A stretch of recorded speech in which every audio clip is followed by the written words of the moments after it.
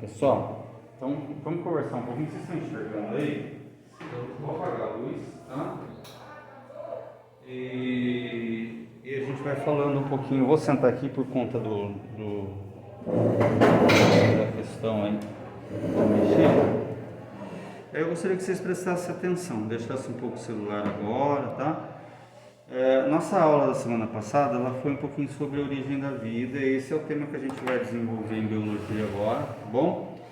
Então, a habilidade que essa aula ela traz para a gente é interpretar as concepções religiosas e científicas para a origem da vida e dos seres vivos, estabelecer a relação entre as condições da Terra primitiva e a origem dos primeiros seres vivos. Então, quando a gente fala em habilidade, é assim, vocês têm que sair de uma aula, né, entendendo isso daí, ou seja, sabendo interpretar concepções religiosas e científicas para a origem da vida e dos seres vivos, estabelecer a relação entre condições da Terra primitiva e a origem dos primeiros seres vivos. Então a gente sabe que para explicar a origem dos seres vivos do nosso planeta, nós temos várias concepções, né? A gente tem várias culturas e a gente sabe que essas culturas elas pregam o seu idealismo, elas pregam a sua verdade. Então, como nós estamos na escola, nós já falei isso na outra aula, e quando vocês forem aí desenvolver um trabalho, for até mesmo para um vestibular, vocês têm que sempre jogar essa concepção mais para o campo científico, né? Por mais que a gente tenha a nossa crença, que nós vamos ver o que é isso hoje, né? Por mais de tudo aquilo que a gente acredita que foi passado para a gente tem que ir mais para a teoria científica, né, dentro das escolas e das instituições escolares, né, que pregam o conhecimento para a gente aí, tá bom? Mas nada aqui impede que vocês tenham a fé de vocês, né, ninguém aqui está querendo que vocês rompam com esse conhecimento que vocês já receberam. Nós só estamos querendo apresentar aquilo que a ciência ela mostra para a gente. Então, veja só, interpretar concepções religiosas e científicas. Então, aquilo que vem da religião, de uma cultura, e aquilo que vem da ciência, tá? E saber o que? Dentro daquilo que a gente está trabalhando, qual é o que a gente vai optar, né? No caso, na escola. E aí, mais para frente, a gente vai trabalhar com a questão do surgimento dos primeiros seres vivos no nosso planeta. Também através de várias outras teorias e buscar a teoria que é mais científica até hoje, tá bom? Então vamos lá. Aqui é um pouquinho sobre o centro de mídias, né, que existe a programação lá. Aí aquela primeira parte que nós conversamos semana passada, né? A gente já parou para olhar ao nosso redor, observou a imensa variedade de cores e de formas existente entre os seres vivos? Já parou para pensar sobre a vida presente nos oceanos, sobre as águas quentes, sulfurosas, em águas geladas antárticas? Então, paramos para observar tudo que tem ao nosso redor, né? A humanidade há muito tempo vem refletindo, muito tempo mesmo, desde que ela se entende por humanidade mesmo, né? Os primeiros homens aí a surgirem no planeta, por mais simples e o seu cognitivo não tão preservado como hoje nós temos, eles paravam para explicar as coisas, né? Isso já era ciência. Aliás, eles tinham um senso comum, né? Eles sabiam que, por exemplo, o Sol nascia de um lado e se colocava para o outro, mas eles não sabiam que cientificamente como isso era chamado. Eles tinham a noção de caça, eles começaram a entender como transformar elementos da natureza em instrumentos. Então, assim, à medida que o tempo foi passando, ele foi refletindo, né? Como que tudo isso surgiu no nosso planeta? De onde nós viemos? Diferentes civilizações e culturas vêm tentando dar respostas para essas perguntas e buscamos de forma a respondê-las, né? E você, o que pensa a respeito disso? O que vocês pensam, vocês dois? Andy, o que você pensa? Como surgiu a vida? Como surgiu a vida? É. Qual a sua concepção? Seu Acho... senso comum agora, sem falar assim, sem aquilo que você acredita mesmo.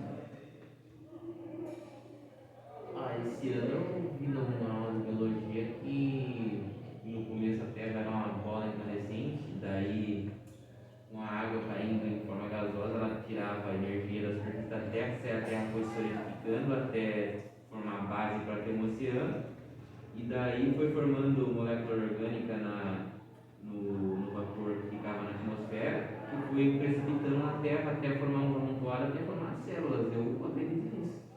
Então você vai mais para o campo científico, né? Beleza. E você? Eu acredito nas duas, na religiosa e no campo científico. Mas, logicamente, pela lógica, eu acredito mais na ciência. Porque na forma religiosa falaram Adão e Eva. Só que você vai ver hoje tem chinês que é diferente, que foi pensando são pessoas, africanos também. Sim. Então, eu acredito nos dois, mas logicamente eu acho que a ciência não. A gente sabe que hoje em dia, nem tanto antigamente, tá, pessoal? Mas hoje em dia, a gente pode falar que a ciência, ela caminha um pouquinho ao lado da religião, da fé, tá? Por quê? Porque apesar dessa grande explosão, né, de tudo isso que você falou aí, existe um ser superior que provocou isso. A gente pode pensar dessa forma, né? Existe um ser superior. Eu penso assim também, eu acredito mais no Nada é por acaso. Eu acho que pode ser que Deus tenha feito isso. Nada é por acaso. Hoje se tem um entendimento melhor sobre isso, tá? Não estão caminhando juntos tanto quanto tem que se caminhar, mas já se tem uma abertura para isso, porque antigamente era muito, ou era religião ou era ciências. Não sei se vocês estudaram isso, história.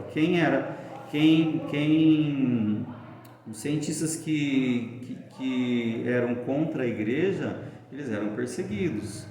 E eles eram perseguidos a certo ponto que eles eram presos, torturados, chegavam até morrer. Galileu Galilei mesmo foi um deles que fez diversas descobertas, até a questão do que girava lá em torno, né, se o Sol que girava em torno dos planetas, os planetas em torno do Sol. Então ele foi contra a igreja, né? E aí ele foi preso, ele foi torturado e ele, olha só, ele teve, para não morrer, ele teve que negar os seus princípios para ele poder ser solto, né? E então ele negou tudo aquilo que ele falou, foi solto, mas assim, ele foi contra os seus princípios, tá? Mas é bem isso, ó. Então a gente vai pensar um pouquinho, né? O que a gente pensa sobre a origem do universo, já falamos, a relação com a origem da vida, existe relação. Você conhece alguma crença ou mito ou teoria científica acerca do surgimento da vida? Nós já vamos ver algumas. E a gente começa a falar um pouquinho sobre a crença religiosa mesmo. Aí eu coloquei a Bíblia, mas existem vários outros livros e várias outras culturas que explicam, né? Então vamos pegar a cultura cristã e vamos falar um pouquinho, porque lá no Gênesis, no primeiro capítulo da Bíblia, fala sobre a criação, né? Como que aconteceu a criação a partir das ações divinas, né? Está bem pequenininho aí, mas fala que no princípio Deus criou os céus e a terra, e aí ele viu que a terra era vazia, as trevas cobriam a face, o abismo, o Espírito de Deus se movia sobre as faces da água. Aí ele foi falando, né, ó, cria-se a luz, criam-se as trevas, e as trevas chamam de noite, passou a manhã à tarde, esse foi o primeiro dia. Então Deus foi criando através dos dias aí, né? Aí ele falou, que haja águas no firmamento, um firmamento que separe águas da terra, então firmamento o céu, né? E a terra. No firmamento ele chamou de céu, e aí foi o segundo dia. Depois ele falou que, né, determinou que as águas se reorganizassem, aquelas que eram embaixo da terra, aquelas que ficavam mais acima. E aí ele vai indo, né, nos versículos aí. Quando no versículo 11 ele fala assim, ó, Cubra-se a terra de vegetação, plantas que deem sementes e árvores cujos frutos produzam sementes de acordo com as suas espécies. E foi assim. Então aqui, segundo a Bíblia, né, segundo o criacionismo, a gente fala, teoria do criacionismo, no versículo 11 ele coloca então o surgimento dos primeiros seres vivos no planeta, que foram as plantas, né, os vegetais. Aí ele vai para o 12, que fala ainda das plantas, né, brotam as plantas, né, dá várias espécies de plantas. E aí foi o terceiro dia. No 14 ele cria o céu, a lua e o sol. Depois no 15, no 16 ele fez 2 grupos. 17, 18, 19, 20, olha lá. No 20 ele fala assim: e encham-se as águas de seres vivos e voem as aves sobre a terra, sobre o firmamento do céu. Cria aí então os seres vivos que estão nos mares, nos lagos, nos rios, né? E as aves que estão voando. E aí ele foi criando os outros animais. Ó, Deus criou os grandes animais aquáticos e os demais seres vivos que povoam a água de acordo com suas espécies, todas as aves de acordo com suas espécies, viu que era muito bom. E foi abençoando, foi falando que é para crescer e multiplicar, foi dando a ordem, né? Depois lá no 24, produz a terra seres vivos de acordo com suas espécies, rebanhos domésticos, animais selvagens, demais seres vivos, cada um de acordo com sua espécie. Aí ele fez animais selvagens, domésticos, enfim. Aí no 26 que ele fala assim, ó, façamos o homem à nossa imagem e semelhança. Aí que ele explica, né, que depois de tudo pronto para o homem, ele cria o homem à nossa imagem e semelhança, ou seja, a imagem dele, né?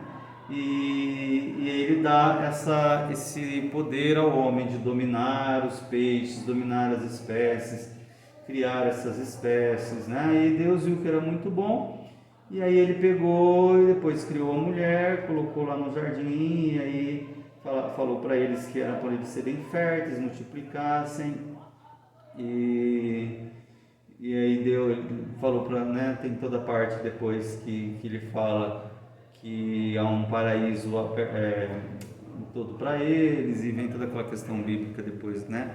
E assim a gente vai. Essa é a parte do criacionismo. Os indígenas, eles contam de forma diferente, né? Ó, eles falam que podemos afirmar que os índios explicam a origem da vida no universo por meio de lendas, mitos e entidades fantasiosas. O fato é que a crença sobre como surgiu a vida pode variar de acordo com as crenças de cada tribo indígena. Tem várias tribos indígenas, né? Por exemplo, os índios tupis-guaranis consideram que o Criador do Universo, como tal objetivo, soprou o seu cachimbo sagrado e da fumaça desse cachimbo surgiu a Mãe Terra.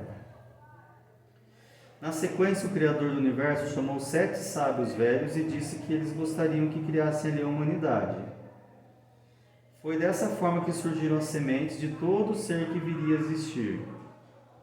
Né? Essa forma, então, como é uma das formas. Aí tem a mitologia grega, não sei se vocês conhecem, já estaram falando da mitologia grega?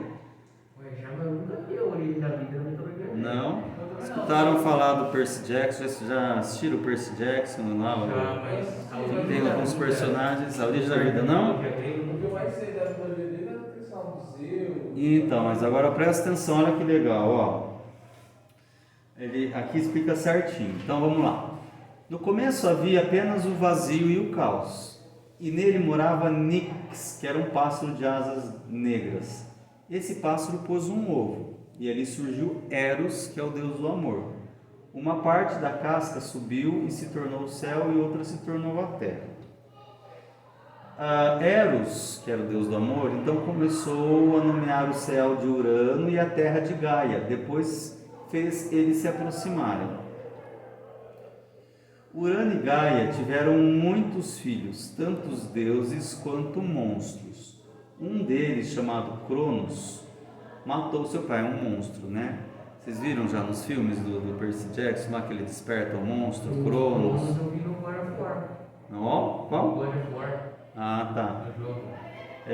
Matou seu pai e tomou o posto como governante. Para que ele não fosse traído também, sempre engolia seus filhos ao nascerem. Olha só. Essa história eu já ouvi, mas eu ouvi só o comecinho, eu não sabia que era a história da origem da vida. Olha só, quando o seu sexto filho nasceu, sua mãe o escondeu para que ele não tivesse o mesmo destino. Esse filho era o Zeus, né, que a gente tem mais conhecimento, né? Que quando cresceu conseguiu enganar seu pai e salvar seus irmãos. Assim Zeus se tornou o líder dos deuses. Mas ainda não havia homens e animais na terra. Então Zeus pediu a seus filhos Prometeu e Epimeteu, que for, é até um termo meio que complicado, né? Epimeteu, é difícil sem dar risada. Que fossem à terra, criassem esses seres e dessem um presente a um deles. Prometeu criou os homens à imagem dos deuses, enquanto Epimeteu trabalhou nos animais. Epimeteu terminou primeiro a sua obra, dando um presente a cada um dos animais. E quando chegou a vez do Prometeu, né, já não havia presentes para dar ao homem. Por isso Prometeu decidiu roubar o fogo dos deuses e dar aos homens. Zeus ficou furioso quando descobriu, e além de castigar seu filho com um sofrimento eterno, resolveu punir também os homens. Para isso ele criou uma mulher muito bela chamada Pandora e fez a esposa de Epimeteu. Zeus deu a Pandora uma caixa que nunca deveria ser aberta. Escutaram já esse livro? A Caixa de Pandora? Mas, movida pela curiosidade, ela o fez. Quando Pandora abriu a caixa, dela saíram todos os males que assolam a humanidade até hoje, como a dor, a doença e a ganância. Tá vendo como criou lá? É um resumo, né? Eu pus um resumo aí porque tem bastante coisa. Aí vem a parte da Pandora, tudo. Mas então tudo começa lá com um pássaro, colocou o ovo, surgiu o Deus do amor. O Deus do amor então uniu a terra com o Sol, né? Se não me engano aqui, Urano com a Terra, dois planetas, eles se uniram, tiveram alguns filhos. Dessa união nasceu Cronos, né? Cronos então foi pai de Zeus. Zeus tornou-se o líder de todos os deuses. Teve alguns filhos, né? E vira e mexe na mitologia, se a gente for estudar mesmo, né, filosofia aí pura, a gente vê que os deuses eles saíam do Olimpo, que era lá o lugar onde eles moravam, e desciam à Terra de vez em quando e ficavam com algumas pessoas, né? E essas pessoas então, e esses deuses geravam semideuses, né? Que eram humanos híbridos que falavam. Naquele filme do Percy Jackson aparece bastante disso. O Kratos é um deles, né? Oi? O Kratos é um deles. Diz que o lá do Joshua, ele é um semideus. Sim. Que é filho de Zeus e jurou contra todos os deuses, né? Exatamente. Bom, aí nós temos a concepção aborígene australiana, né? Daqueles povos australianos, das culturas deles, né? No início dos tempos, todos os espíritos da Terra estavam adormecidos, até mesmo o Sol, a luz e as estrelas. Mas um dia, o grande Pai de todos os espíritos despertou a Mãe Sol, e quando ela abriu os olhos, um raio de luz se espalhou em direção à Terra. Então a Mãe Sol foi enviada à Terra para espalhar a semente da vida, chamada de Gurawari. Ela andou por todas as direções, fazendo crescer plantas onde passava. O Sol também adentrou em cavernas escuras nas encostas das montanhas, despertando espíritos e insetos. Sua luz derreteu o gelo, criando rios e riachos. Então criou peixes, cobras, lagartos, pássaros e outros animais. Depois de criar todas as criaturas, ela os uniu e instruiu que vivessem de forma pacífica. Depois disso, a Mãe Sol retornou ao céu. E aí os africanos, né? No início, as pessoas e os animais viviam sobre a terra junto com Caang, o Senhor de toda a vida. Todos viviam em forma pacífica quando Caang começou a planejar as maravilhas que ele colocaria na superfície da terra. Ele criou uma árvore gigantesca com ramos que estendiam por todo o globo em sua base. Caang cavou um buraco que levava até o mundo onde ele vivia com as pessoas e os animais. Quando ele colocou tudo o que desejava na terra, levou o homem até esse buraco. Todas as pessoas se reuniram ao pé da árvore, impressionados com esse novo mundo. Caang começou a ajudar os animais também a sair, de modo que todos estavam indo para a nova terra. Caang então reuniu todos e os instruiu a viver em paz. Ele também deu um aviso de que eles não poderiam fazer nenhuma fogueira ou o mal iria se afligir sobre eles. Mas durante a primeira noite, quando o sol se pôs e o mundo ficou escuro, as pessoas ficaram assustadas. Eles estavam com frio e não conseguiram enxergar os outros animais. Desespero, os humanos acenderam uma fogueira, desrespeitando, e aí eles entraram neles o medo, né, toda essa questão. Vocês viram que muitas coisas batem, né, uma com a outra, é só uma questão de cultura mesmo, né? Aí, pessoal, que eu gostaria que vocês prestassem bastante atenção, porque a atividade de hoje, ela está em cima disso daí, né? Eu trouxe para vocês, ela está no caderno de vocês, que vocês não receberam ainda, então por isso que nós vamos conversar sobre.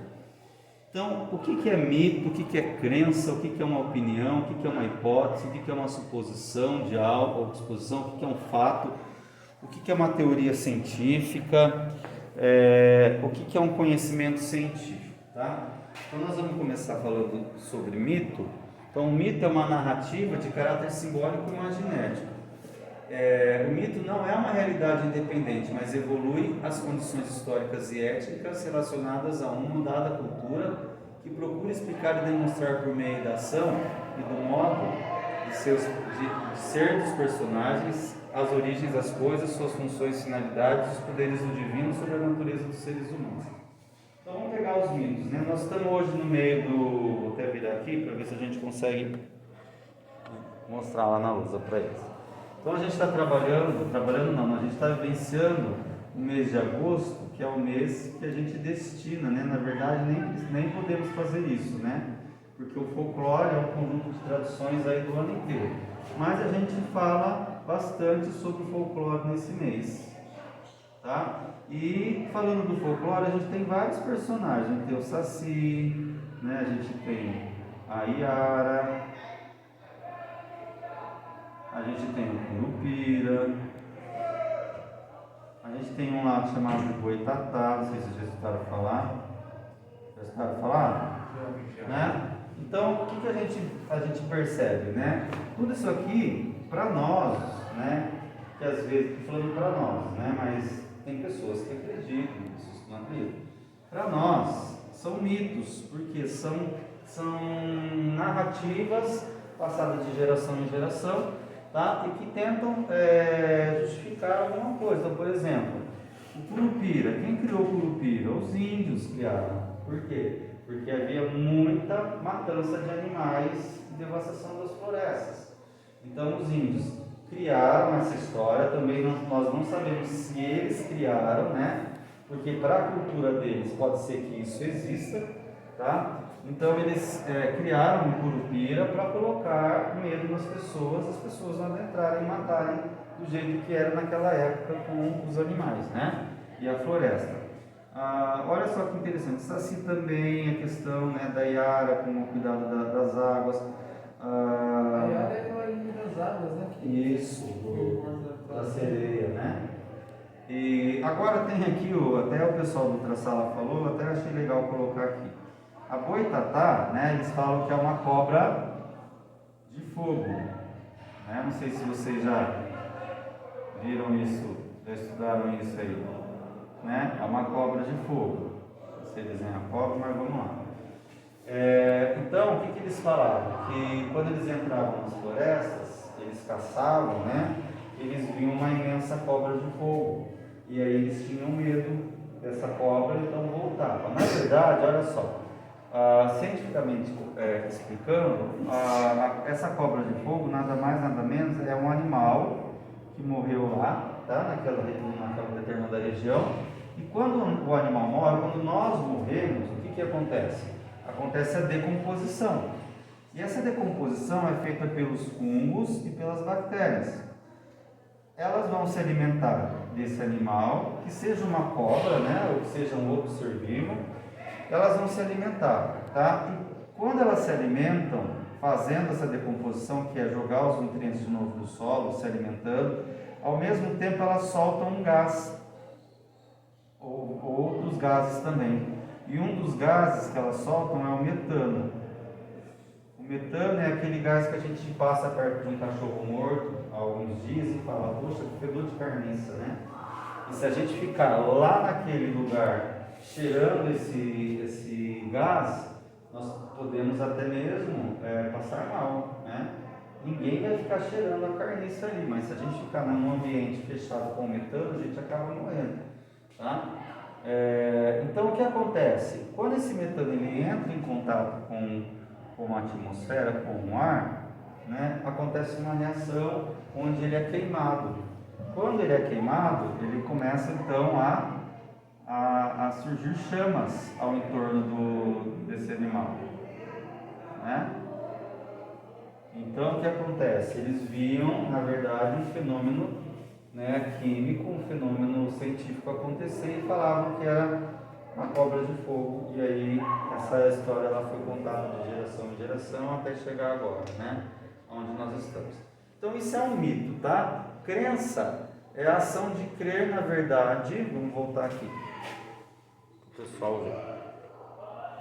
Crença é a ação de crer na verdade ou na possibilidade de uma coisa. Fé no âmbito religioso, crença em Deus, convicção íntima, certeza, aquilo que você considera verdadeiro, crenças ideológicas. Então eu creio nessa teoria, eu creio em determinada teoria, é a minha crença, bem fácil de entender.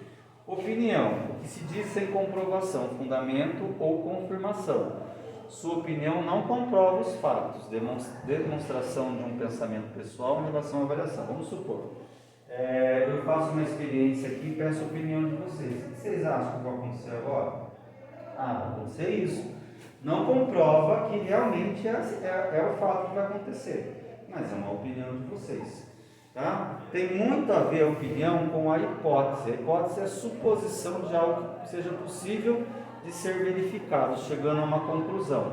Nas pesquisas científicas, por exemplo, corresponde a uma possibilidade de explicação de determinada causa ou estudo. Então vamos lá, eu sou um cientista, né? E eu quero estudar por que a Lua ela surge durante o dia, tá? Então o que eu vou fazer? Eu tenho a minha dúvida. Por que a Lua surge durante o dia? Vou pôr aqui. Por que a Lua surge durante o dia? Tá? Aí o que eu vou fazer? Vou gerar algumas hipóteses. Hipótese 1. Ela surge por causa disso. Hipótese 2. Ela surge por isso. Hipótese 3. Pode ser isso. 4, eu acho que tem isso aqui, pode ser que tenha mais ou pode ser que não. E aí a gente vai colocando as hipóteses. Bom, após as hipóteses, o cientista ele vai fazer os seus experimentos ou vai buscar a literatura, né? Ou ele vai lidar com o estudo da literatura. Então, conforme ele vai trabalhando nisso, ele vai eliminando as hipóteses. Essa aqui que eu achei não vale. Essa aqui está ok. Essa aqui também está ok e essa aqui não está legal. Então ele fica com duas hipóteses e aí ele vai trabalhar em cima dessas duas hipóteses. Ele pode fazer um experimento, ele pode pegar novamente os conceitos, né? E aí ele vai fazendo a construção de tudo isso. Testei essa daqui, está meio assim, então eu vou ficar com essa. A partir dessa que ele vai construir o seu conhecimento. Então ele vem aqui, ó, né?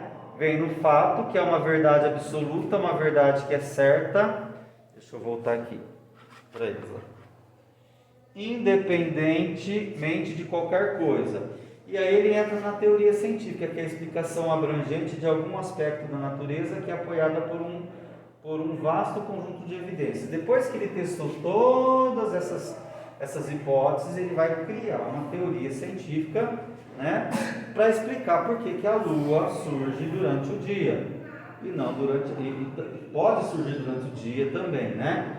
Depois disso, gera-se um conhecimento científico que é jogado para a comunidade científica.